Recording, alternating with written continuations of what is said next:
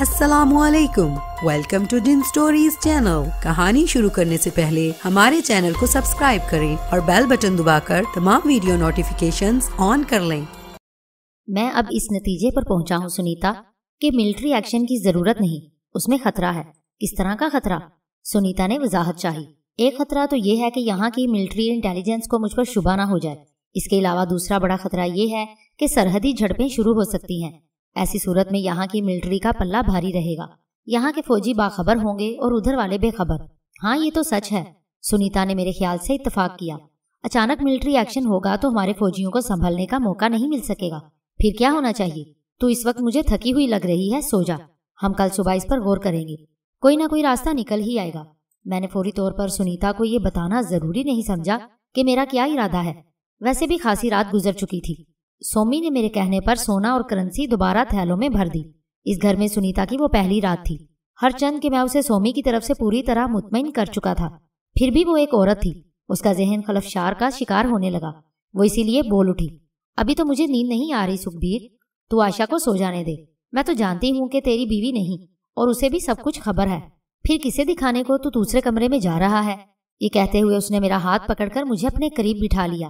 میں نے اسی لیے سنیتا کے ذہن پر توجہ دی تھی۔ میرا خدشہ درست ہی نکلا۔ وہ چاہتی تھی کہ میں اور سومی ایک کمرے میں نہ رہیں۔ غلط سوچ رہی ہے تو، میں نے کہہ ہی دیا۔ میں اس کمرے میں اس لیے جا رہا ہوں کہ وہاں 2 مسہریاں ہیں۔ وہ چونک کر بولی، تو نے جان لیا کہ میری مرضی کیا ہے؟ ہاں، میں نے اقرار میں سر ہلایا۔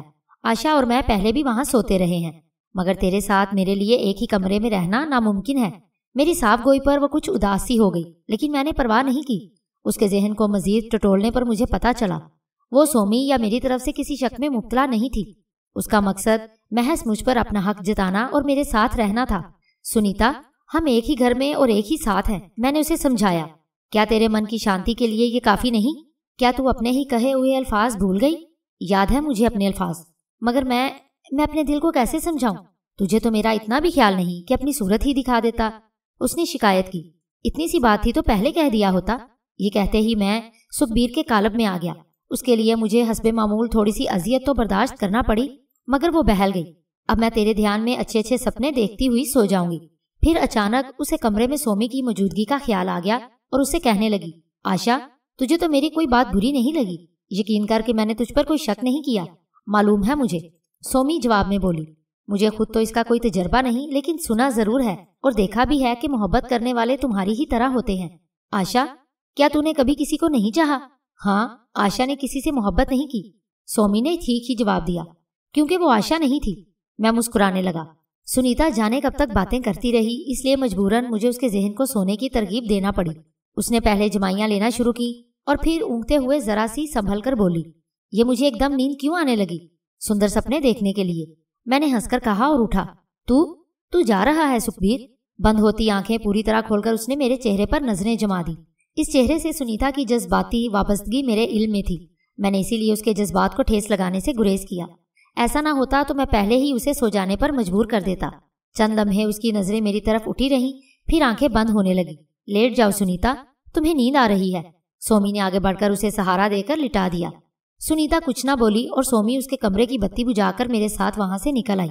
میں نے سکھبیر کا قالب چھوڑ دیا کہ اب اس کی ضرورت نہیں تھی۔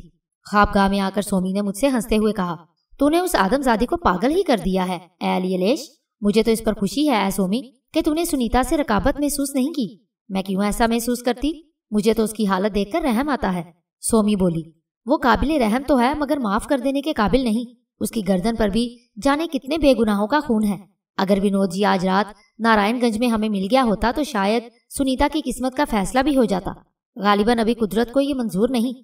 میں نے یہ کہہ کر سومی کو اپنے آئندہ اقدامات سے آگاہ کیا۔ میری یہی کوشش ہوتی کہ سومی تو کسی بات سے بے خبر نہ رہے۔ اسے بہرحال میرے قدم سے قدم ملا کر چلنا تھا۔ دوسرے دن صبح ہم دیر تک سوتے رہے۔ پہلے میری ہی آنکھ کھلی اور میں نے سومی کو جگا دیا۔ پھر سنیتا کے کمرے میں جھانک کر دیکھا کہ وہ اب تک بے خبر سو رہی تھی۔ میں نے اسے سونے دیا۔ چند روز بابو بازار میں گزار کر وہ یوں بھی راتوں کو دیر تک جاگنے اور دن میں سونے کی عادی ہو گئی تھی۔ ہم جن زادوں کو بھوک پیاس نہیں ستاتی، لیکن جب ہم انسانی کالبوں میں ہوتے ہیں تو آدم زادوں کی عادتیں غالب آنے لگتی ہیں۔ سو کچھ ہی دیر میں مجھے بھوک سی محسوس ہونے لگی۔ سومی خود ایک عرصے سے آدم زادوں کے درمیان رہ چکی تھی۔ ہاتھ منہ دھو کر وہ باورچی خانے میں ناشتہ بنانے چلی گئی کہ وہ بھی ان عادتوں سے واقف تھی۔ बरामदे में एक मेज और चंद कुर्सियां पड़ी थी। मैं वहीं बैठ गया। सोमी नाश्ता बना लाई। हम दोनों ने साथ नाश्ता किया। मैंने जो कुछ सोचा था उसके मुताबिक मुझे वो दिन ढाका में ही गुजारना था। मुझे सीआईडी के एसपी अकबर अली का ख्याल आया। तवक्को तो मुझे यही थी कि उसने गैर मुल्की दुश्मनों के आलाकार किसी भी मकामी एजेंट को बचकर नहीं निकलने दिया होगा। फिर भी ये मकामी एजेंट बहुत बाअसर थे। अकबर अली तो खैर एक दबंग आदमी था, मगर उस महकमे के सरबराह की तरफ से मैं मुतमईन नहीं था। इस मामले में बदरुद्दीन से कोई भी हकामत सरजद हो सकती थी, कुछ तो वक्त गुजारी की खातिर और कुछ बराह रास्त ये मालूम करने के लिए कि गुज़श्ता रोज की कार्रवाई का क्या नतीजा बरामद हुआ। मैंने सोमी से अपने इरादे का इजहार किया। वो कहने लगी, सुनीता को तो जाग जाने दो, तुझे ऐसी भी क्या जल्दी है? अभी तो दोपहर भी नहीं हुई, सारा दिन पड़ा है। रात को भी वो तुझसे आइंदा के लिए पूछ रही थी, तेरे बगैर वो बुलाई बुलाई फिरेगी। सुनीता के लिए सोमी के इस तबसरे पर मुझे हंसी आ गई और मैंने कहा, अच्छा तो फिर उसे जगा दे, पहले उसी से गुफ्तगू कर लेता हूँ। सोमी उठकर चली गई। लौटी तो सुनीता उसके साथ थी। उसकी आंखों में अब तक नींद का खुमार था। वो आते ही बोली, आशा बता रही है तुझे कहीं जाना है? हाँ जाना तो है, मगर तेरे दर्शन किए बगैर कैसे चला जाता? बस रहने ही दे, मैं तुझे खूब जानती हूँ, पास रहकर भी दूर दूर भागता है। क्यों आशा? उसने सोमी से तस्दीक चाही। ये तुम दोनों का मामला है, मैं इसमें कुछ नहीं कर सकती, सोमी ने जवाब दिया। अच्छा पहले मुंह हाथों धोआ, मैंने सुनीता से कहा। सुबह उठकर पहले मैं चाय पीती हूँ, उसके लिए कुल्ली करना काफी है। सुनीता बोली, तुम कुल्ली कराओ, मैं तुम्हारे लिए चाय बनाकर लाती हूँ। सोमी ये कहकर बावर्ची खाने में चली गई। वो दोनों चली गई तो मैं विनोद जी के बारे में सोचने लगा। चौंका उस वक्त कि जब सुनीता मेरे सामने कुर्सी पर आ बैठी। मैंने उसे मुखातिब किया, कल रात को जो तुझसे गुफ्तगू हुई मैं उसी पर गौर कर रहा था। वजारत दिफा के लिए आला हुक्काम तक तो पहुंचना मुश्किल है और खुद मैं भी ये नहीं चाहता। वजह तो मैं तुझे बता ही चुका हूँ। ये कहकर मैं दानिस्ता चुप हो गया। जो मेरे दिल में था मैं उसकी जुबान से कहलवाना चाहता था। मेरी ये कोशिश रायगा नहीं गई। सुनीता ने कहा, फिर तो बस एक ही रास्ता रह जाता है। मैं इसलिए भी ये कह रही हूँ कि कल अपनी आंखों से तेरी शक्ति देख ली। तू अकेला सैकड़ों पर भारी है और फिर तेरे साथ आशा भी है। तुम दोनों मिलकर अपने दुश्मनों की मौत का पैगाम बन सकते हो। तो तू अपने आप को तूने क्यों नहीं गिना? तू भी तो हमारे साथ होगी। मैंने कभी इनकार किया है इससे, मगर मैं तुम दोनों के सामने किस गिनती में हूँ? तेरा ख्याल ये है, वरना तो जहाँ हमारी शक्ति काम नहीं करती तेरा दिमाग काम करता है।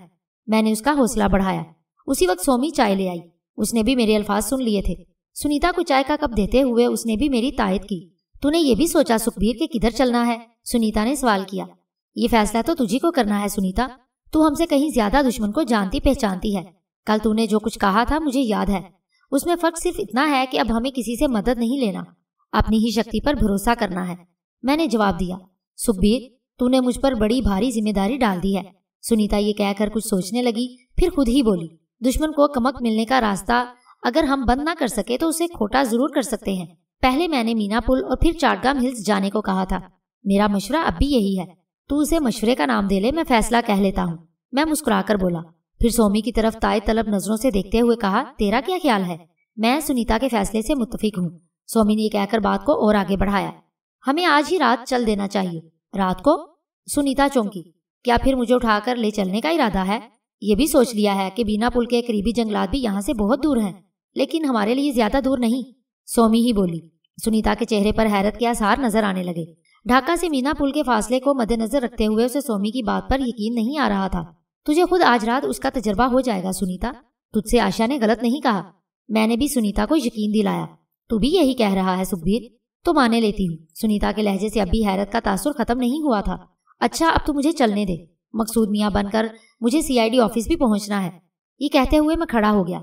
सुनीता से अब छुपाना भी क्या था। उसने वजह पूछी तो मैंने बता दी। सुखबीर तूने विनोद जी के लिए कोई राह नहीं छोड़ी। अब वो क्या कोई दूसरा भी उसकी जगह आ गया तो टिक नहीं सकेगा। उसे कहीं पांव रखने को जगह ही नहीं मिलेगी। फिर सुनीता ने बड़े अजीब से अल्फाज कहे, तूने दुश्मनी का हक अदा कर दिया। दुश्मन हो तो तुझ जैसा। अभी पूरा हक कहाँ अदा हुआ है सुनीता?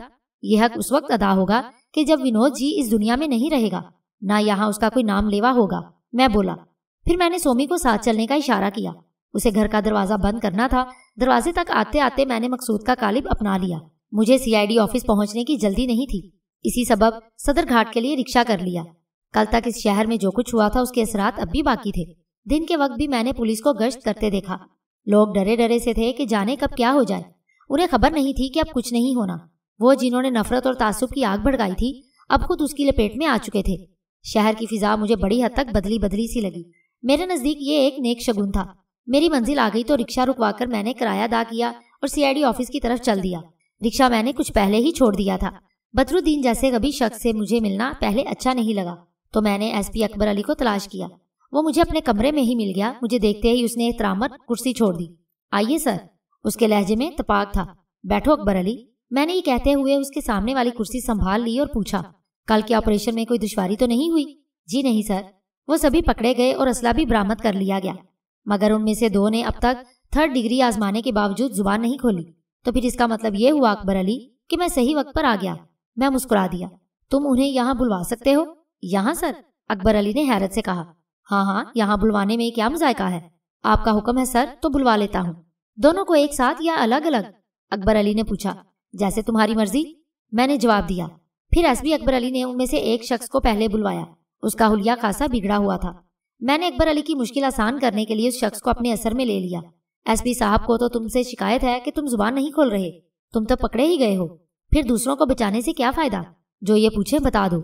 मेरा अंदाज ऐसा था जैसे किसी नासमझ बच्चे को नसीहत करते हैं। बोलो। SP साहब जो तुमसे पूछेंगे बता दोगे ना? जी हाँ, बिल्कुल बता दूंगा। वो शख्स फौरन तायद में बोला। अकबर अली हैरत से उसकी तरफ देखने लगा तो मैंने कहा, उसके जुबान न खोलने की वजह थी जो ये खुद ही बयान कर देगा। हाँ तो जुमान बाबू पहले वजह बता दो। वजह ये थी कि मैंने यहाँ से अपनी रहाई का बंदोबस्त कर लिया था। जमान ने बताया। लेकिन तुम्हारे खिलाफ तो नाकाबिले तरदीद सबूत मौजूद हैं। SP अकबर अली बोल उठा। तुम्हारी कोठी से गैर मुल्की असलाह का जहीरा बरामद किया जा चुका है। वक्ती तौर पर अगर तुम्हें रिहाई मिल भी जाती तो तुम किस तरह उस केस से बचते? जनाब, रिहाई मिलते ही मैं रूपोश हो जाता। जमान ने जवाब दिया। मेरी कोशिश ये होती कि किसी तरह सरहद पार कर जाऊं, फिर आप मेरे खिलाफ जो कार्रवाई चाहते करते रहते। जिस मुहाफिज से मैंने पैगाम भिजवाया था उसे मेरे आदमियों ने 5000 रुपए अदा कर दिए हैं। मेरा पैगाम पहुंच चुका है। उस मुहाफिज ने आज सुबह तस्दीक कर दी है। SP अकबर अली के पूछने पर जमान ने लालची मुहाफिज का नाम भी बता दिया। अच्छा जमान, अब तुम SP साहब को अपने उन गुर्गों के नाम पते भी लिखवा दो जो तुम्हारे इमा पर मुल्क दुश्मन सरगर्मियों में मुलविस रहे हैं। मैं बोला। मेरे इशारे पर अकबर अली ने कलम और कागज संभाल लिया। काम हो गया तो मैंने जमान को अपने असर से आजाद कर दिया। वो इस तरह चौंक कर इधर उधर देखने लगा जैसे अभी नींद से जागा हो। अकबर अली ने उसे दोबारा हवालात में बंद करवा दिया और मुझसे मुखातिब हुआ। मुझे हैरत है सर कि आपके सामने इसे क्या हो गया। किसी दबाव के बगैर उसने खुद ही आपके हुक्म पर सब कुछ बता दिया। मैंने मौजू गुफ्तगू बदल दिया। अब दूसरे को भी बुलवा लो, क्योंकि अब मुझे बदरुद्दीन साहब से भी मिलना पड़ेगा। मुमकिन है अब तक उन्हें किसी बाअसर शख्सियत का फोन मिल चुका हो। बहुत बेहतर है सर। अकबर अली फौरन बोला। कुछ आदमजात बहुत ढीठ होते हैं। उन्हीं में से वो दूसरा मकामी एजेंट था जिसे अकबर अली ने बुलवाया। तुम्हारा ख्याल ये है बेवकूफ आदमी कि एतराफे जुर्म ना करके बच जाओगे? मैंने उसे घूर कर देखा। किसी ने मेरे खिलाफ साजिश की है जनाब। मुझे बिल्कुल नहीं मालूम कि मेरी कोठी में गैर मुल्की असला कहाँ से। यही वो लम्हा था कि जब मैंने उसके जहन को अपनी गिरफ्त में ले लिया। वो इसीलिए अपना जुमला पूरा न कर सका।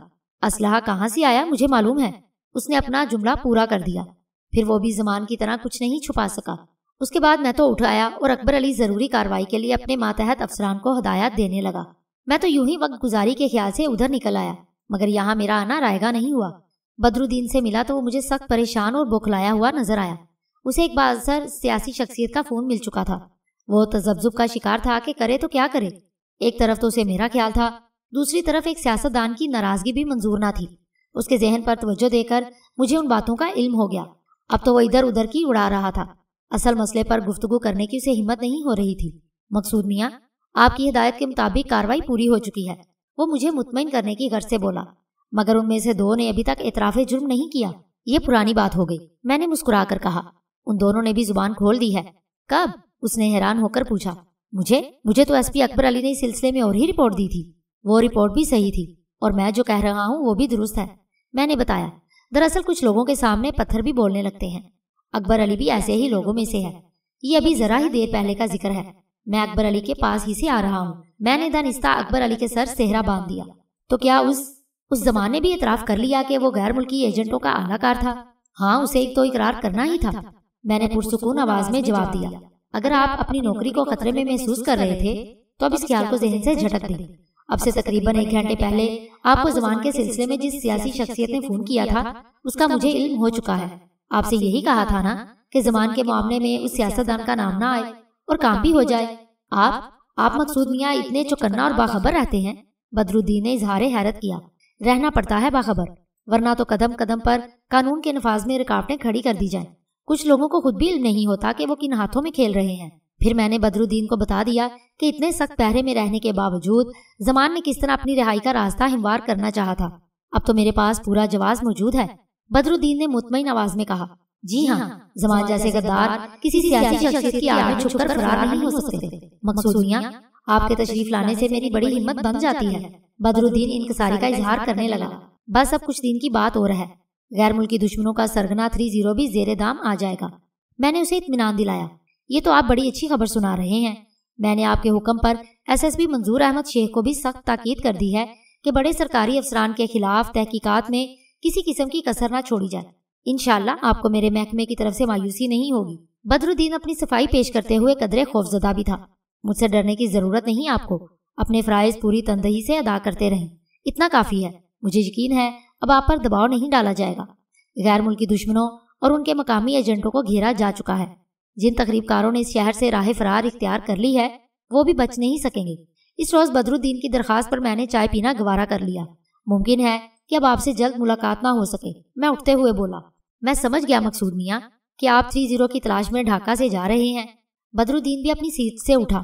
میں نے اس کے خیال کی تصدیق ضروری نہیں سمجھی اور کہا، اس زمن میں ابھی کوئی فیصلہ نہیں کیا۔ یہ بھی امکان ہے کہ مجھے خود کہیں نہ جانا پڑے۔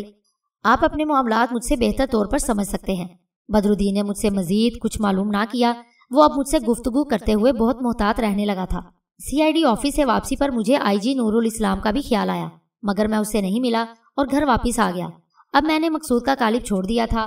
محلے پڑوس والوں نے وہاں مجھے خورشید احمد کے قالب میں دیکھا تھا۔ میں نے اسی لیے یہ خیال رکھا، کسی سے رسم و راہ بھی رکھی جائے تو بھی لوگ چہرہ تو پہچاننے ہی لگتے ہیں۔ دوپہر ڈھل رہی تھی، مگر سنیتا نے اب تک میرے انتظار میں کھانا نہیں کھایا تھا۔ سومی اور سنیتا ایک ہی کمرے میں تھی۔ میں نے تو اس سے کہا تھا مگر یہ نہیں مانی۔ سومی نے بتایا، تیرے ساتھ جو سمے بیت جائے سکھبیر وہ غنیمت ہے۔ سنیتا نے ٹھنڈا سانس بھرا۔ جانے کیوں مجھے ایسا لگتا ہے کہ تجھ سے بچھڑ جاؤں گی۔ کہیں تو اس بوڑھے گدھ ونود جی سے تو خوفزدہ نہیں؟ یہ سوال کر کے میں نے اس کے ذہن کو متحرک کر دیا۔ اس سے اب مجھے کیا ڈرنا؟ سنیتا نے ٹھیک ہی جواب دیا۔ وہ تیرا دشمن ہے تو اب میری بھی اس سے کھلی جنگ ہے۔ یقین کر کہ مجھے اپنی موت کا ڈر نہیں، تجھ سے بچھڑ جانے کا ڈر ہے۔ ہمارا ملن اگر اس جنم میں نہیں تو اگلے جنم میں ضرور ہوگا۔ سنیتا کو دلاسا دینے کے لیے میں نے اسی کے عقائد کا سہارا لیا جو میرے نزدیک باطل ہی تھے۔ پھر تو نے یہ کیسے سوچ لیا کہ اس جنگ میں ونود جی کا پلہ بھاری رہے گا؟ جنگ تو جنگ ہوتی ہے سکھبیر، پہلے سے ہار جیت کا فیصلہ کون کر سکتا ہے؟ کچھ دیر بعد سنیتا کو نیند آ گئی اور وہ سونے کے لیے چلی گئی۔ میں اور سومی کچھ دیر یہی گفتگو کرتے رہے، اس کے بعد ہم بھی سو گئے۔ مغرب سے ذرا پہلے سومی کی آنکھ کھلی اور اس نے مجھے بھی جگا دیا۔ سنیتا اب تک سو رہی تھی، میں نے اسے بھی نیند کے جال سے باہر نکال لیا۔ سفر طویل تھا اور سنیتا کی وجہ سے ہم زیادہ تیز رفتاری کے ساتھ اپنی منزل تک نہیں پہنچ سکتے تھے۔ اسی خیال سے ہم نے جلدی جلدی تیاریاں مکمل کر لی۔ ضروری ساز و سامان اور اسلحہ سنیتا نے ایک بیگ میں رکھ لیا۔ کھانا ہم پہلے ہی کھا چکے تھے۔ اب سنیتا بھی ساتھ تھی۔ اسی کو ملحوظ رکھتے ہوئے سنیتا سے کہا، تیرا کیا خیال ہے؟ جنگل میں گھسنے سے پہلے ہم بنا پل کیوں نہ چلیں؟ میری معلومات کے مطابق اس آبادی میں جنگل کے قریب ہی دشمنوں کا ایک ٹھکانہ موجود ہے۔ کیا خبر اس شہر سے فرار ہو کر کچھ لوگ اسی طرف گئے ہوں۔ یہاں ایک ٹھکانہ ہے تو صحیح، سنیتا سوچتے ہوئے بولی۔ یہ ٹھکانہ اس لیے زیادہ محفوظ سمجھا جاتا ہے کہ جنگل قریب ہے، کسی خطرے کی صورت میں جنگل کی طرف نکلا جا سکتا ہے۔ تو شاید یہ چاہتا ہے کہ اپنے دشمنوں کو نیست و نابود کرتا ہوا آگے بڑھو۔ میرا یہی مقصد ہے، میں نے اقرار کیا۔ اس کے لیے پہلے تجھے ان لوگوں کے فرار کا راستہ بند کرنا پڑے گا کہ وہ جنگل میں جا کر نہ چھپ سکیں۔ سنیتا نے مشورہ دیا، ٹھیک ہے، ادھر آشا رہے گی اور انہیں بھاگنے نہیں دے گی، میں تیرے ساتھ رہوں گا۔ میں بولا، ہم یہ کوشش کریں گے کہ وہ اس گھر سے نکل ہی نہ سکیں۔ میں وہاں خود بھی ایک دفعہ گئی ہوں۔ وہ ایک نیم پختہ بڑا سا گھر ہے۔ پہلے اس کی حیثیت ایک پڑاؤ کی سی تھی۔ جنگل کے راستے سرحد پار سے آنے والے پہلا پڑاؤ وہیں کرتے تھے۔ بعد میں کچھ عرصہ یہ جگہ محبوب کے پاس رہی، پھر ونود جی نے اسے اپنے آدمیوں کے استعمال میں لے لیا۔ محبوب کے لوگوں نے اس بستی میں دوسری جگہ اپنے لیے بنا لی۔ سنیتا نے تفصیل بتائی۔ میں جب سرحد پار سے آئی تھی تو وہاں ایک جنریٹر بھی تھا، کیونکہ بستی میں بجلی نہیں تھی۔ جنریٹر کے ساتھ ہی ونود جی کے حکم پر سرچ لائٹیں بھی منگوائی گئی۔ رات کی تاریکی میں نقل و حرکت کے لیے کبھی کبھی بجلی کی ضرورت پڑ جاتی تھی۔ چوک بازار کی آبادی پر دھیرے دھیرے خاموشی طاری ہونے لگی تو میں اور سومی سنیتا کو ساتھ لے کر گھر کے صحن میں اتر آئے۔ گھر کی بتیاں ہم نے بجھا دی۔ سنیتا کے ہاتھ میں جو بیگ تھا سومی نے لے لیا اور اس کے قریب ہو گئی۔ انسانی کالبوں سے نکلتے ہی ہم نے سفر کا آغاز کر دیا۔ بلندی سے ہم نے ڈھاکہ شہر کی روشنیوں کو آخری بار دیکھا۔ سنیتا اب تک ہوش میں تھی۔ میں نے اسے مخاطب کیا، تجھے کیا محسوس ہو رہا ہے سنیتا؟ یوں جیسے میں کسی اڑن کھٹولے میں بیٹھی ہوں۔ उसने जवाब दिया तो लहजे से खुशी झलक रही थी। सोमी ने उसे अपनी आगोश में समेट रखा था। अब हम जरा तेज रफ्तारी से अपनी मंजिल की तरफ बढ़ेंगे, इसलिए तू आंखें बंद कर ले, मैंने कहा। सुनीता ने फौरन मेरा मशवरा मान लिया। मैंने बिना पुल की तरफ परवाज शुरू कर दी। रात अपना आधा सफर तय करके आगे बढ़ रही थी कि मतलूबा ठिकाने के करीब हम आहिस्तगी से जंगल में उतर गए। सुनीता को मैं होश में ले आया। वो उठकर बैठ गई और गहरे गहरे सांस लेने लगी। जल्द ही उसकी हालत एतदाल पर आ गई। घबरा मत ए सुनीता, कि हम तेरे साथ हैं, मैं धीमी आवाज में बोला। सुनीता ने मुतमईन अंदाज में सर हिला दिया। सोमी ने सुनीता के करीब ही उसका बैग रख दिया। उसकी आंखें अंधेरे से किसी कदर मानूस हो गई तो वो बैग खोलने लगी। सुनीता पूरी तैयारी से चली थी। सुनीता बैग से टॉर्च और असलहा निकालने में मसरूफ थी कि सोमी मेरे करीब आई और मुझे एक तरफ ले गई। ए अलीलेश, क्या तुझे जंगल की ये फिजा कुछ गैर फितरी सी नहीं लग रही? सोमी ने सरगोशी की। मैंने चौंक कर धीमी आवाज में कहा, हाँ, मुझे भी ऐसा महसूस हो तो रहा है। इस वक्त मेरे वहमो गुमान में भी ये नहीं था कि दुश्मन ने वहां क्या जाल बिछा रखा होगा। चंद लम्हे तवक्कुफ के बाद मैं सोमी से मुखातिब हुआ। तू सुनीता के पास जा कि वो अकेली है। मैं जंगल का एक चक्कर लगा कर आता हूँ कि देखूं क्या माजरा है। मेरे कहने पर सोमी चली तो गई और मैं एक तरफ बढ़ा। जंगल का ये हिस्सा कदरे घना था। मैं ज्यादा दूर नहीं जा सका था कि अचानक मुझे अपना दम घुटता महसूस हुआ। ऐन उसी लम्हे मुझे एक अजनबी आवाज सुनाई दी। तू आ गया ए अलीलेश, मैं तेरा ही इंतजार कर रहा था। तू अगर चाहे भी तो भाग नहीं सकता। मैंने तुझे कैद कर लिया है। चंद ही लम्हे गुजरे होंगे कि एक तरफ मुझे उजाला सा नजर आया। फिर दरख्तों के दरमियान से मैंने एक आदमजात को निकलते देखा। उसके चेहरे पर दाढ़ी, सर पर टोपी, माथे पर सजदे का निशान, एक हाथ में लालटेन और दूसरे में तस्बीह थी। मैं उसे देखकर हैरान रह गया। इससे पहले मैंने इसे कभी नहीं देखा था। दम घुटने से मेरी हालत गैर होने लगी। वो अजनबी आगे बढ़ते हुए इस तरह मुस्कुराया जैसे उसकी नजर मुझी पर हो।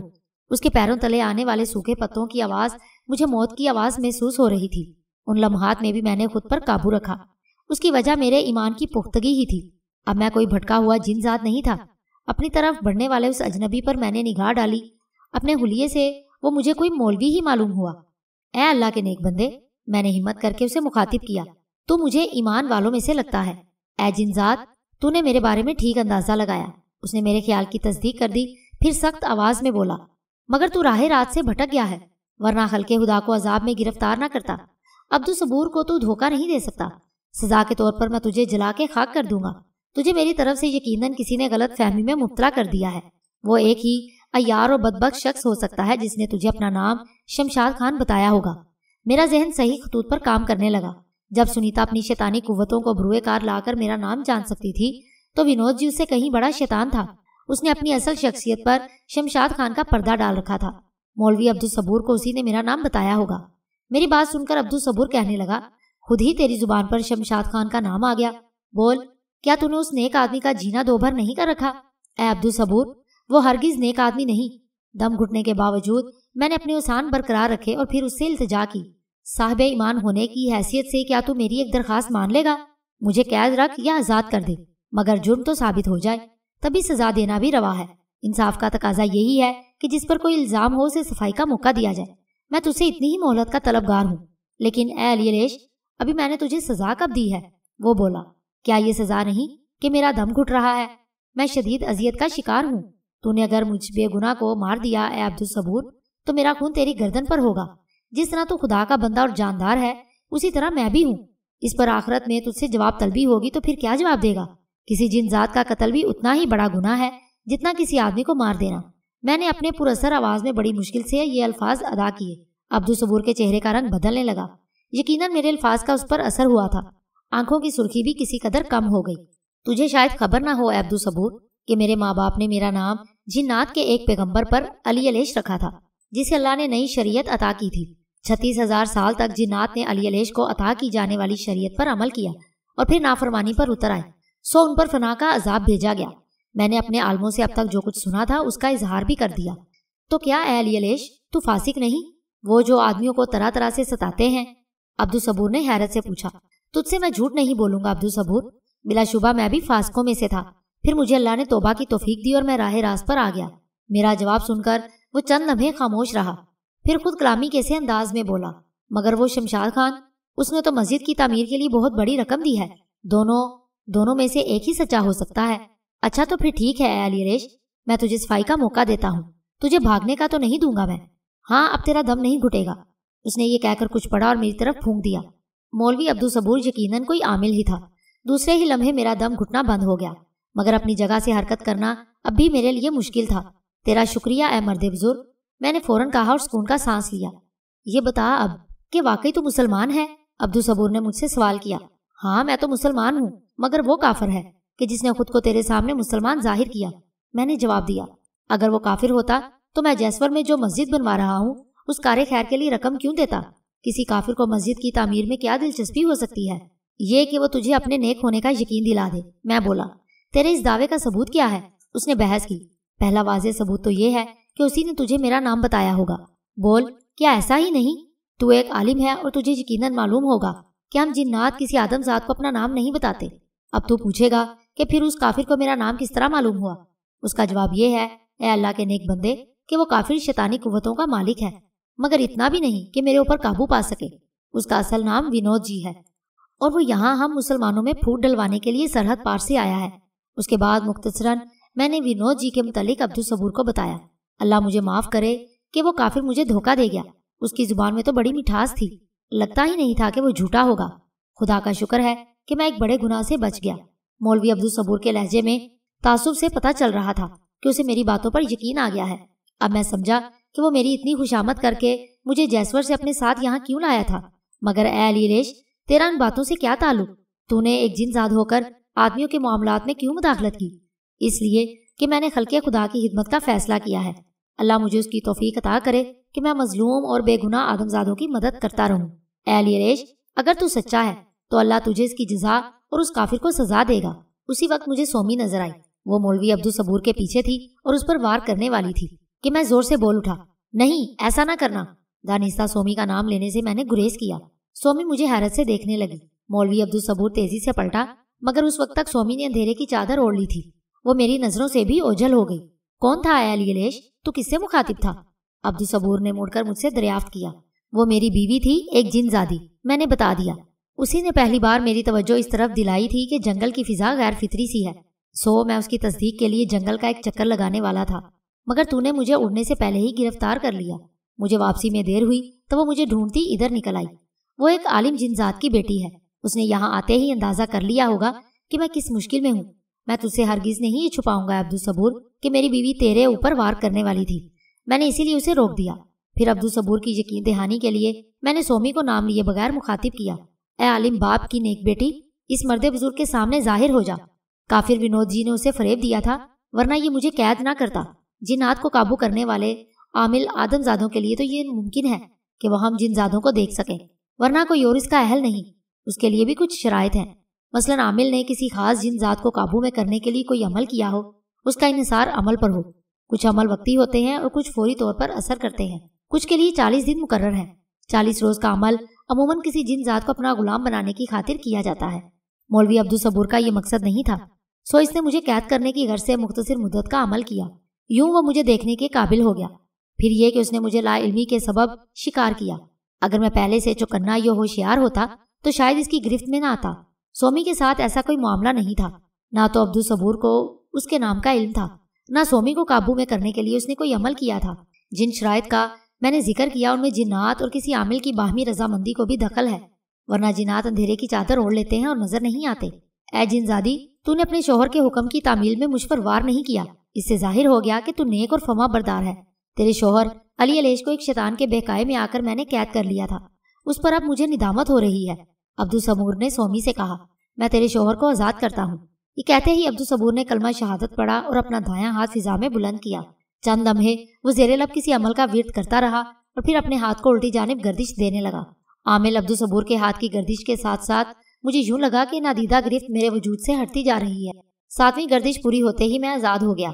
उस पर मैंने अब्दुल सबूर का शुक्रिया अदा किया और बोला, मैं तुझसे वादा करता हूँ कि अल्लाह के घर की तामीर के लिए तुझे इतना सरमाया ला कर दूंगा जो कम ना पड़े। तूने अगर ऐसा किया ए जिनजाद अली अलेश तो मैं तेरे लिए दुआए खैर करूंगा। अब्दुल सबूर खुश हो गया।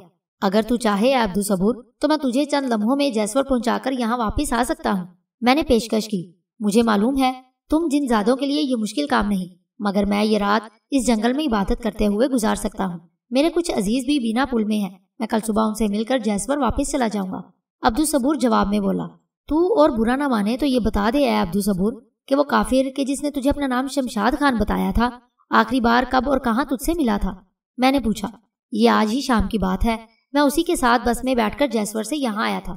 اس نے مجھ سے 3 دن تک جنگل میں ٹھہرنے کی درخواست کی تھی۔ وہ بتانے لگا اس فریبی نے رات کو میرے لیے کھانا بھی بھجوایا۔ وہ یہ کہتا تھا کہ تو اس کا پیچھا کرتا ہوا یہاں ضرور آئے گا۔ شام ہی کو وہ تو بس کے اڈے سے بستی کی طرف چلا گیا اور میں اس جنگل میں آ گیا۔ کوئی آدمی بس کے اڈے پر اسے مل گیا تھا جسے اس نے میرے ساتھ کر دیا۔ اس آدمی نے مجھے بتایا تھا کہ شمشاد خان کا رشتہ دار ہے اور بینا پل میں ہی رہتا ہے۔ وہ آدمی جنگل میں مجھے بٹھا گیا کہ میری ضروریات کا خیال رکھے۔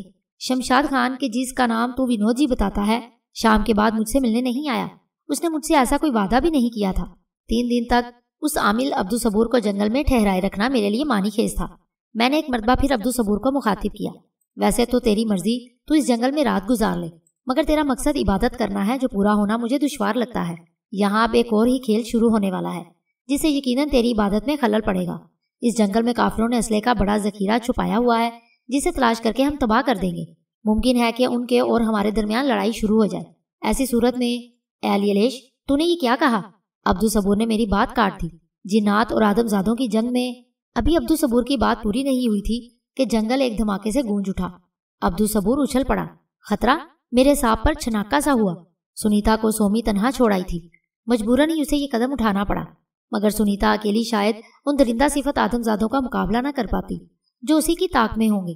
عیار اور خبیث بوڑھے ونود جی کے اندازے حیرت انگیز طور پر درست ثابت ہو رہے تھے۔ غالباً اس کے لیے وہ اپنی شیطانی قوتوں سے کام لے رہا تھا۔ جنگل کا وہ حصہ کہ جہاں سنیتا کو ہم نے چھوڑا تھا وہاں ہر طرف روشنی ہی روشنی تھی۔ آس پاس کے درختوں پر مسلح آدمزاد چڑھے ہوئے تھے جن کے پاس طاقتور ٹارچیں تھیں۔ ٹارچوں کے روشن دائرے ادھر سے ادھر حرکت کر رہے تھے۔ اسی کے ساتھ جدھر سے بھی ذرا سی آواز آتی وہ ادھر گولی چلا دیتے۔ سنیتا وہاں نظر نہ آئی، وہ اندھیرے سے فائدہ اٹھا کر کسی طرف نکل گئی تھی۔ ہم نے اسے جلد ہی تلاش کر لیا۔ وہ ایک گھنے درخت پر چڑھ کر اسی جانب فائرنگ کر رہی تھی کہ جہاں ہم مسلح آدمزاد نظر آئے تھے۔ سنیتا کے ہاتھ میں رائفل تھی اور بیگ اس کے شانے سے لٹکا ہوا تھا۔ اس بیگ میں اتنی گولیاں تھیں کہ سنیتا صبح ہونے تک بھی مسلسل فائرنگ کرتی رہتی تو گولیاں کم نہ پڑتی۔ ہم چاہتے تو پہلے ان مسلح آدمزادوں کو ٹھکانے لگا دیتے کہ جنہیں درختوں پر چڑھایا ہوا تھا، مگر دانستہ ایسا نہیں کیا۔ سنیتا کی تلاش ہمارے نزدیک اولیت کی حامل تھی۔ اسی سے ہمیں پتہ چلتا کہ ہمارے پیچھے کیا واقعہ رونما ہوا، دشمن کس طرح چکنا ہو گئے، سنیتا انہیں جل دے کر کیسے نکل آئی۔ سنیتا، میں نے اس کے قریب پہنچ کر سرگوشی کی، اب اپنا ہاتھ روک لے کہ ہم آ گئے ہیں۔ لیکن تم دونوں کہاں چلے گئے تھے؟ اس نے پوچھا، اس شیطان کی تلاش میں کہ جو ہمیں نارائن گنج سے جل دے کر نکل گیا تھا۔ میں نے جواب دیا، وہ یہاں کیا یہاں آ گیا ہے؟ سنیتا حیرت زدہ رہ گئی۔ کل تک کی خبر تو یہی ہے کہ اسے یہاں دیکھا گیا ہے، اب کی معلوم نہیں، مگر تو بتا کہ تیرے ساتھ کیا ہوا؟ عائشہ مجھے تنہا چھوڑ کر تجھے ڈھونڈنے چلی گئی تھی، سنیتا بتانے لگی۔ اس دوران میں دوسری طرف سے اکا دکا فائر ہوتا رہا لیکن سنیتا نے جوابی فائر نہیں کیا۔ وہ اپنی بات جاری رکھتے ہوئے کہتی رہی، واپسی میں تجھے دیر ہو گئی تھی، عائشہ کو تیری طرف سے فکر تھی کہ تو کسی چکر میں نہ پھنس گیا ہو۔ وہ چلی گئی تو مجھے ذرا ہی دیر بعد ایسا لگا کہ دبے قدموں کچھ لوگ اس طرف آ رہے ہیں۔ خطرہ محسوس کرتے ہی میں وہاں سے ہٹ گئی۔ میرا شک ٹھیک ہی نکلا۔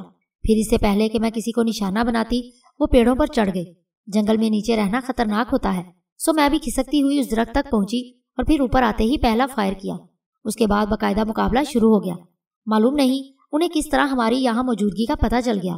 اگر ونود جی یہاں پہنچ چکا ہے تو اس نے اپنی شکتی سے یہ معلوم کر لیا ہوگا۔ سنیتا نے خود ہی دشمنوں کے چوکنا ہو جانے کی وجہ بیان کر دی، پھر کہنے لگی، میرے اندازے کے مطابق ان کی تعداد زیادہ نہیں تھی جن کو میں نے پیڑوں پر چڑھتے ہوئے دیکھا تھا۔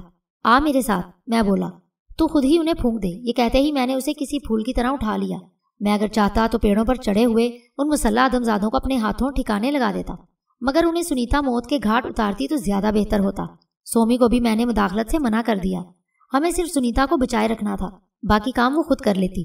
اگر سنیتا کے مقابل اس وقت بڑا شیطان یعنی ونود جی ہوتا تو شاید میں یہ فیصلہ نہ کرتا، ان دونوں کو ایک دوسرے کے خلاف لڑنے دیتا۔ سنیتا کو اٹھائے ہوئے میں ان درختوں کے اوپر پہنچ گیا جن پر مسلح افراد چڑھے ہوئے تھے۔ ان کی کل تعداد 8 تھی اور وہ 4 پیڑوں پر تھے۔ بلیک کوئی نے شاید وہ جگہ چھوڑ دی ہے جہاں سے فائر کر رہی تھی۔ ایک درخت سے کسی کی سرگوشی ابھری، اسی درخت پر موجود وہ اپنے دوسرے ساتھی سے مخاطب تھا۔ یہ تو بڑے خطرے کی بات ہے، دوسرے ساتھی نے تشویش کا اظہار کیا۔ اسی لمحے یکے بعد دیگرے 2 فائر ہوئے۔ گولی چلانے والی سنیتا تھی، وہ دونوں کٹی ہوئی شاخوں کی طرح درخت سے نیچے گرے۔ دوسرے درختوں پر موجود ان کے ساتھیوں نے بوکھلا کر جہنم کے دہانے کھول دیے۔ انہوں نے اسی طرف گولیاں چلائیں جہاں چند لمحے پہلے ہم موجود تھے۔ उन दोनों को निशाना बनाए जाने के साथ ही मैं वहां से फौरन हट आया। कुछ देर गोलियां चलती रहीं और फिर सन्नाटा छा गया। अब मैं एक और दरख्त के ऊपर मंडला रहा था। उनमें से किसी की इतनी हिम्मत नहीं थी कि नीचे उतरता। वो ब्लैक क्वीन यहीं कहीं आसपास मौजूद है। और वो शख्स अपना जुमला पूरा न कर सका और किसी पके हुए फल की तरह दरख्त से नीचे आ रहा। सुनीता ने उस दरख्त पर मौजूद दूसरे आदमी को भी मौत की नींद सुलाने में देर नहीं की। जंगल के इस हिस्से में अब इन दुश्मनों की तादाद आधी रह गई थी। 4 लाशें खून में लथपथ सूखे पत्तों पर पड़ी थी। जिंदा बच जाने वाले सख्त दहशतजदा हो गए। इस मरतबा उन्होंने गोलियां नहीं चलाई। जल्दी करो, शमशाद खान से राब्ता कायम करो। उसे बताओ कि ब्लैक क्वीन ने हमारे 4 आदमी मार दिए हैं और हमारी जिंदगी सख्त खतरे में है। एक दरख्त की घनी शाखों के दरमियान से किसी की धीमी आवाज उभरी। उसे यकीनन मालूम नहीं था कि शमशाद खान ही उनका सरगना यानी विनोद जी है। उनके पास महदूद ताकत के वायरलेस सेट मौजूद थे। उससे मैंने अंदाजा लगाया कि विनोद जी या तो इसी जंगल में कहीं मौजूद है या फिर बीना पुल की बस्ती के किसी घर में होगा। सुनीता इस दरख्त पर मौजूद अफराद को निशाना बनाने वाली थी कि मैंने उसे रोक दिया और सरगोशी की। ठहर जा, जल्दी ना कर, उन्हें विनोद जी से राब्ता कायम करने दे। ठीक है, उसने भी सरगोशी में जवाब दिया। फिर अपने साथी के मशवरे पर दूसरे आदमी ने कोशिश की कि विनोद जी से राब्ता कायम हो जाए, मगर नाकाम रहा। मालूम नहीं शमशाद खान कहाँ चला गया। दूसरा आदमी बड़बड़ाया। ये तो मैं समझ ही गया था कि वो लोग विनोद जी को शमशाद खान की हैसियत से जानते हैं। मुझे इसीलिए एक और ख्याल आया। तू सुनीता को संभाल। मैंने करीब ही मौजूद सोमी को मुखातिब किया। मैं अभी आता हूँ। सुखबीर, तू कहाँ चला? सुनीता बोल उठी। घबरा मत, मैं ज्यादा दूर नहीं जा रहा, मैंने जवाब दिया। उसी लम्हे सोमी ने मेरी जगह ले ली और मैंने बारी बारी उन चारों के जहनों पर तवज्जो दी। पता लगा कि वो लोग जंगल में दाखिल होने से पहले विनोद जी को जंगल के करीब उसी ठिकाने पर छोड़कर आए थे जिसकी तरफ हमें जाना था। राब्ता कायम न होने का मतलब यही था कि विनोद जी अब वहां नहीं। उस घर में विनोद जी के साथ वही 8 अफराद थे जिनमें से 4 मारे जा चुके थे। उन्हीं के जहन पढ़कर मुझे एक और काम की बात मालूम हो गई और मैं लौट आया। फिर मेरे इम्मा पर सुनीता ने यके बाद दीगरे बकिया 4 अफराद को भी गिरा लिया। 8 अफराद की लाशों को वहीं छोड़कर हम जंगल से निकल रहे थे कि हमें मौलवी अब्दुल सबूर एक तरफ से आता दिखाई दिया। अब हमने सुनीता को नीचे उतार दिया था। मैं लपक कर अब्दुल सबूर के पास पहुंचा और बोला, क्या हुआ, तू कहाँ जा रहा है? तूने ठीक ही कहा था अलीलेश, यहाँ जंगल में इबादत करते रहना मेरे लिए मुश्किल है। अब्दुल सबूर ने जवाब दिया। मैं आबादी में अपने एक अजीज के घर जा रहा हूँ। फिर उसने जरा ही दूर खड़ी हुई सुनीता की तरफ देखकर पूछा, वो औरत कौन है कि जिसके हाथ में राइफल नजर आ रही है? पहले वो भी दुश्मनों की साथी थी, मैंने धीमी आवाज में बताया। अब वो हमसे मिल गई है और दुश्मनों को ठिकाने लगाने में हमारे साथ है। क्या उसे तेरी हकीकत का इल्म है? अब्दुल सबूर ने हैरत के साथ सवाल किया। नहीं, वो मुझे और मेरी बीवी को अपनी ही तरह आदमजात समझती है, ऐसे आदमजात कि जो पुरस्रार कुव्वतों के मालिक होते हैं। दुश्मन उसी औरत को घेर कर मार देना चाहते थे मगर कामयाब ना हुए। वो धमाके जो तूने सुने उसी औरत और दुश्मनों के दरमियान लड़ाई का नतीजा थे। फिर तो ये बहुत ही खतरनाक औरत हुई। अब्दुल सबूर बोला। जंगल से निकलते हुए मैंने 8 लाशें देखी थी। उनमें से एक वही था जो मेरे लिए खाना लेकर आया था। क्या इसी औरत ने उन सबको मार दिया? आखिरी अल्फाज अदा करते हुए एक मरतबा फिर उसकी निगाह सुनीता की तरफ उठी। हाँ, मारा उसी ने है। हमने सिर्फ उसके लिए राह हमवार कर दी थी। उस काफिर का कुछ पता चला कि जिसने मुझे फरेब दिया था? अब्दुल सबूर ने विनोद जी के बारे में मालूम किया। हम अब उसी की तलाश में जा रहे हैं। अल्लाह तेरी मदद करे। अब्दुल सबूर मुझे दुआ देकर आगे बढ़ गया। लालटेन अब भी उसके एक हाथ में थी, दूसरे हाथ में बदस्तूर तस्बीह। मैं वापस सुनीता के पास आकर बोला, चल पहले उस घर की तलाशी लेते हैं। मुमकिन है वहां से कोई काम की चीज हाथ आ जाए। अभी मुझे आशा ने उस दाढ़ी वाले के बारे में बताया था जो बस्ती की तरफ गया है। क्या वाकई विनोद जी उसे जसवर से अपने साथ यहाँ लाया था कि वो तुझे काबू में करने के लिए यहाँ बैठ के जाप करे? सुनीता ने दरियाफ्त किया। ये सुनकर तुझे और हैरानी होगी सुनीता कि उसने जसवर में तामीर होने वाली एक मस्जिद के लिए बहुत बड़ी रकम भी दी थी। सचमुच ये बड़ी हैरत की बात है। मुझे तो ऐसा लगता है कि विनोद जी तुझसे डर के ऐसी हरकतें कर रहा है तो उसके काबू में जो नहीं आ रहा। सोमी बोली, उस मौलवी को तूने खूब बेवकूफ बनाया। ये बता कि तू मुसलमान है, जभी तो वो चला गया, वरना जाने क्या आफत ढाता। मैं हंस दिया कि सोमी को भी अब मसलहत से काम लेना आ गया है। वो घर ज्यादा दूर नहीं था। वहां आने का मकसद महज ये था कि अगर वहां असला हो तो उसे नकारा बना दिया जाए। उस घर में दाखिल होने से पहले मैंने अच्छी तरह जायजा लिया कि सुनीता के लिए विनोद जी कोई जाल तो नहीं बिछा गया। बज़ाहिर मुझे कोई खतरा नजर नहीं आया। घर खाली ही पड़ा था। उसका दरवाजा भी हमें खुला हुआ मिला। आदमजाद बहरहाल आदमजाद होता है। सुनीता इस घर में दाखिल होते ही चौंक उठी। क्या हुआ? मैंने सुनीता से पूछा। कोई खास बात महसूस की है तूने? सुन, क्या तुझे टिक टिक की आवाज सुनाई नहीं दे रही? गौर से सुन कि ये आवाज सामने वाले कमरे के खुले दरवाजे की तरफ से आ रही है। ये तो किसी घड़ी की आवाज लगती है, सोमी बोली। हाँ आशा, ये घड़ी की ही आवाज है जो किसी भी लम्हे मौत की आवाज बन सकती है, सुनीता ने तेज आवाज में कहा। फिर टाइम बम के मुतालिक बताने लगी जो किसी भी लम्हे फट सकता था। हमें इस घर से जल्द अज जल्द निकल जाना चाहिए। ये कहते ही वो पलट कर भागी। विनोद जी कदम कदम पर सुनीता के लिए मौत का जाल बिछा रहा था। वो टाइम बम फट भी जाता तो मेरा कुछ ना बिगड़ता, ना सोमी को कोई नुकसान पहुंचता। मैंने उसी ख्याल से सोमी को सुनीता के पीछे भेजा और खुद इस कमरे में घुस गया जहाँ विनोद जी टाइम बम रख गया था। वो टाइम बम मुझे एक मेज के नीचे रखा हुआ मिला। उस पर कुछ कपड़े पड़े हुए थे। मैंने घड़ी और उससे मुंसलिक तार खींचकर अलग कर दिए। फिर घर की तलाशी लेना शुरू कर दी। वहाँ मुझे काम की कोई चीज नहीं मिली तो बाहर निकल आया। मुझे उस पर कोई हैरत नहीं हुई कि जंगल में फायरिंग की आवाजें सुनने के बावजूद बस्ती वालों ने परवाह नहीं की। मेरे ख्याल में वो इसके आदी थे। सुनीता और सोमी को मैंने जंगल के करीब देखा। तुझे मालूम है सुनीता कि इस जंगल में एक तहखाना भी है? मैंने करीब पहुंचते ही सवाल किया। ये बात मुझे उन्हीं चारों के जहन पढ़कर पता चली थी जो मारे जा चुके थे। पहले तो यहाँ कोई ऐसा तहखाना नहीं था, सुनीता ने जवाब दिया। मुमकिन है इस जमाने में ये तहखाना बनाया गया हो जब मैं मगरबी पाकिस्तान में थी। विनोद जी यहाँ से भागकर उस तहखाने में भी छुप सकता है। सोमी ने इस ख्याल का इजहार किया। नहीं, सुनीता ने इनकार में सर हिलाया। वो इतना बेवकूफ नहीं हो सकता। या तो वो जंगल ही के किसी हिस्से में होगा या फिर अब तक उसने राह फरार इख्तियार कर ली होगी। मुझे तो अब भी ये शक है कि जंगल में पहले जो ठिकाने थे वहां भी हमें कोई नहीं मिलेगा। सुखबीर, तुझे तहखाने का ख्याल कैसे आया? अपनी शक्ति से मुझे ये पता चला है। मैंने पहले ही इस मतवक्के सवाल का जवाब सोच लिया था। ऐसी सूरत में हमारे दुश्मन इसी तहखाने का रुख कर सकते हैं। मुमकिन है असले का जखीरा भी वहीं मुंतकिल कर दिया हो। विनोद जी अपनी तरफ से हमारी तवज्जो हटाने के लिए अपने चंद आदमियों की कुर्बानी दे सकता है। असल खतरा यह है कि वो कहीं बिन गांव की तरफ ना चला गया हो। वो सरहद पार गया तो फिर उसका हाथ आना मुश्किल हो जाएगा। सुनीता बोली। पहले उस शैतान को फरार होने से रोकना चाहिए, सोमी ने मशवरा दिया। सुनीता ने भी सोमी के मशवरे से इत्तेफाक किया तो मैं बोला, मेरा ख्याल ये है कि वो इन हालात में सरहद पार करने का खतरा नहीं मोल लेगा। वो जान गया है कि हम उसके ताक़ुब में हैं। उसे जंगल के अंदर पैदल सफर करते हुए अपने इलाके की हदूद में दाखिल होने के लिए कम से कम भी 2 घंटे जरूर लगेंगे। मेरा अंदाजा ठीक है ना सुनीता? हाँ, सुनीता ने तायद की।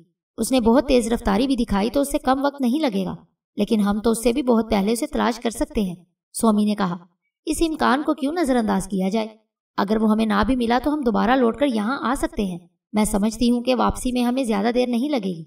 विनोद जी की तलाश में सबसे मुश्किल मरहला ये था कि अपनी जिन्नाती सिफात को बरूए कार ला कर भी मुझे अब तक नाकामी हुई थी। सुनीता अगर हमारे साथ ना होती तो शायद हमें अब उसकी गर्द भी ना मिलती। उसी को राह से हटाने की खातिर विनोद जी बार बार दूर से अपनी झलक दिखाकर गायब हो रहा था। मुझे खामोश देखकर सोमी फिर ना बोली।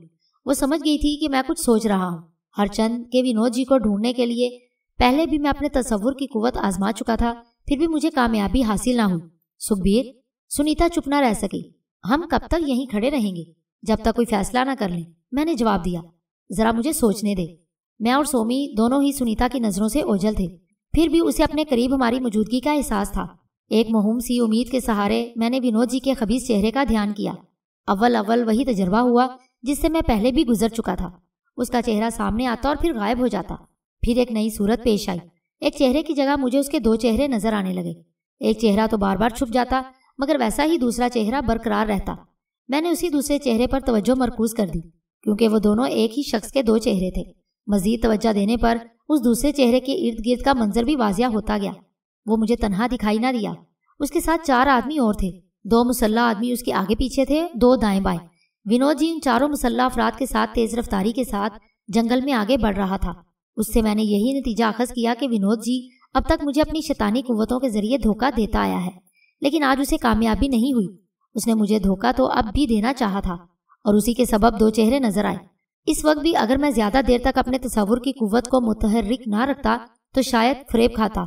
मैंने इन सारी बातों पर गौर तो किया, इसके बावजूद मुतमईन नहीं हुआ। मेरी बेइत्मीनानी की वजह उस अय्यार का इतनी जल्दी सुराग मिल जाना था।